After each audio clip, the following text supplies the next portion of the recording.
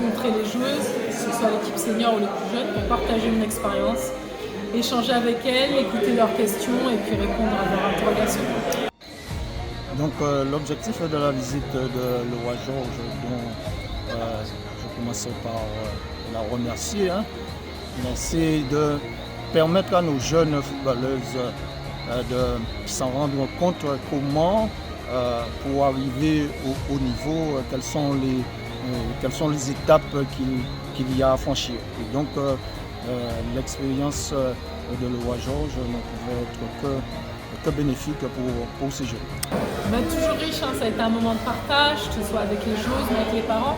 Donc ça c'était bien, c'était pas un monologue, c'était vraiment le moment de écouter aussi leurs interrogations, leurs problématiques, et puis aussi les parents qui partagent leur expérience de parents. Déjà la première question c'était à savoir le niveau entre la France et les Antilles. Il y avait cette question-là, qu'est-ce qui fait la différence? Et puis après c'était parler des blessures, de la gestion de la blessure. Et après, c'est de remémorer mes souvenirs, dire quels sont mes plus beaux moments avec l'équipe de France. Il y avait aussi la question des parents, à savoir quelle est la place d'un parent dans la carrière de sa fille, quel poste ou quelle position un parent doit avoir. C'était ce genre de questions. Oui, bien évidemment, nous avons une équipe avec de jeunes joueuses et aussi des joueurs d'expérience. Et donc, comme je l'ai rappelé, donc personnellement, lorsque nous sommes allés voir la Coupe du Monde féminine en 2019 à Lyon, donc Laura Georges personnellement est intervenue pour nous permettre d'avoir les passes, pour nous permettre de voir les demi-finales de la Coupe du Monde et la finale.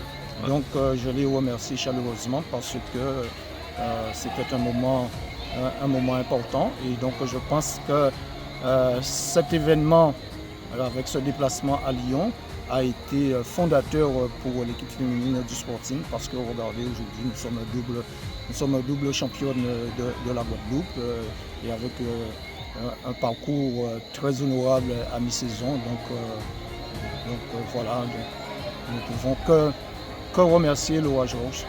Oui, bien évidemment, là j'ai été sollicitée, c'est avec plaisir que j'y réponds. Je suis actuellement en Guadeloupe et selon les sollicitations, je me rendrai disponible. Je pense que j'arrive à un moment où j'ai peut-être un peu plus de temps, ou quoi qu'il arrive, je prendrai le temps pour suivre les filles, comme je l'ai toujours fait, même durant ma carrière. Oui, nous sommes bien partis, donc nous sommes à mi-saison, c'est un fait. L'année dernière, on n'a eu que des victoires.